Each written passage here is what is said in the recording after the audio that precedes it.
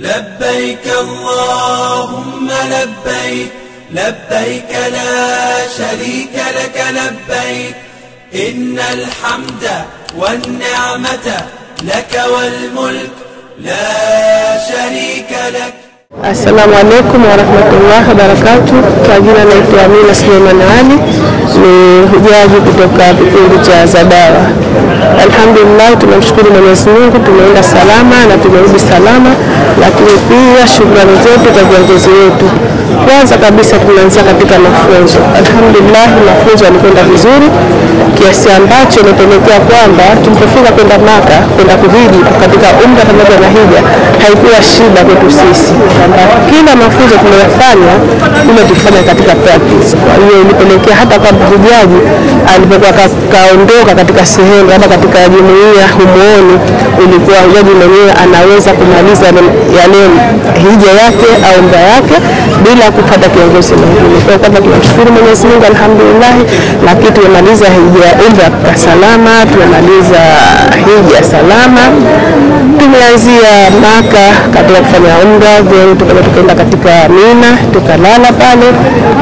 Katika Mina tukaenda katika viwanja vya Arafa ambao mahujaji wote alhamdulillah wamekusanyika dunia nzima.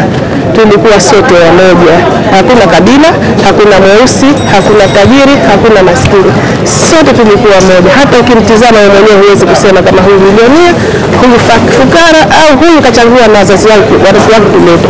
Kwa tunamshukuru Mwenyezi Mungu. Tumetoka hapa tukarudi Jamarat, tukamaliza, tukarudi umra, tukarudi tena Maka kwenda kufanya tawafu inaendelea. Kwa tunamshukuru Mwenyezi Mungu, lakini pia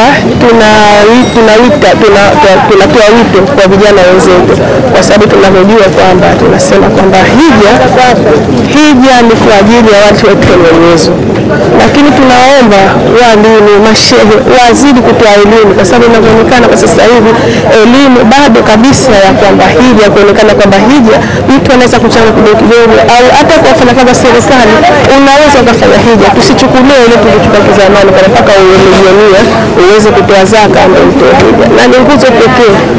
Na wahusia vijana wenzangu kwamba hija ni ngumu. Hija inataka nguvu ya akili, nguvu inataka kimwili. Unapokwenda hija na ukafanya vitendo vyote mwenyewe bila kufanyia, unachoka, lakini unaiona ladha ya hija tofauti ya kwenda na ukaanza kufanyia vile vitendo. Kwa hiyo nawasihi sana vijana wenzangu, mambo hayeshi. Ukafanya hija, utakaporudi utabadilika tu. Utapokwenda mwingine, ukirudi mwingine. Hasa katika swala. Kwa upande wangu mimi nilichojifunza hasa kwamba Mwenyezi Mungu tumwabudu ipasavyo. Watu wengi mno jicho langu halijapata kushuhudia mtu kama yule. Wewe nani usiswali? Kweli swala yako moja Mwenyezi Mungu haitamteteresha. Nimejifunza kwamba mimi nisiposwali Mungu hatojali, lakini adhabu zake ziko pale zinatusubiri. Kwamba hicho kimenigusa katika nafsi yangu kwamba watu wote wale kwa mwaka huu ndio wamekwenda wao kuhiji. Je, miaka mingine hasa mimi nikakaa nyumbani siposwali, Mwenyezi Mungu hatatetereka, lakini adhabu zake zinatusubiri. Hicho nimejifunza na kinaniumiza katika nafsi yangu kwamba nafsi yangu, lakini na kwa wengine pia kwamba tuendeni katika hija. Utakapokwenda mwingine ukirudi unabadilika. Tumeenda Madina, tumeenda katika milima, sehemu ambazo mtume kapigana vita, yani tumekuta vitu ambavyo tukisikia sasa tumeviona.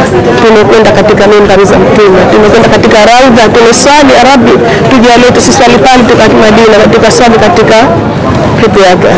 Allahumma labbaik labbaik la sharika lak labbaik